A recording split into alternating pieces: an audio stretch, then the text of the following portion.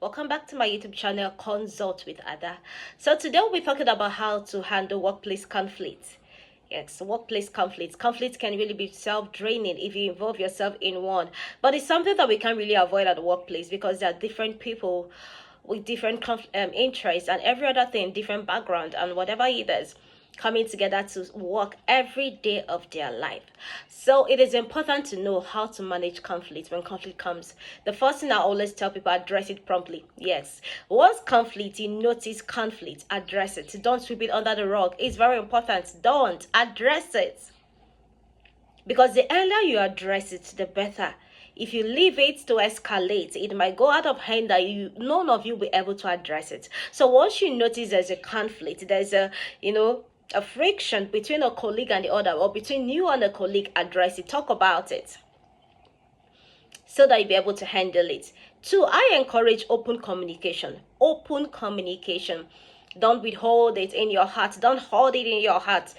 Say your mind, speak freely, say it the way it is, the way you feel inside of you. When there is an open communication, it helps. That is what companies encourage their employees to communicate openly. Open communication is very important. That is very important. And again, look for listen carefully, listen actively, attentively, because sometimes in managing conflicts, you need to pay attention to details. Yeah, so that you know what it went wrong, where it all went wrong, where it all went sour. It's very important. So you listen actively, listen attentively to know where it went wrong, where it went sour, so you can be able to address it earlier. It's very important you know this. Then if the conflict is so out of hand that none of them is listening to the other, yes, it can involve a third party.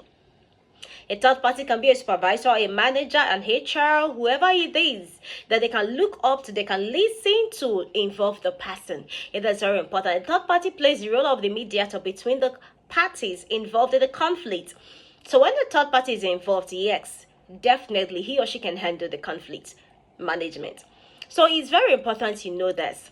When you talk about it, when you allow open communication, hold out, it will stop you from holding in some things in your heart at your place of work. You just say it freely. That we're going to look for a common ground, a common interest that will interest both parties involved in the conflict. Yes, the solution should be favorable to both parties. So it shouldn't be based on one-sided. No, it should be favorable. It's very important. So they should come in agreement. Okay, we agree that we are going to do it this way, that we will do it this way. It is very important. So conflict management is something that it's not that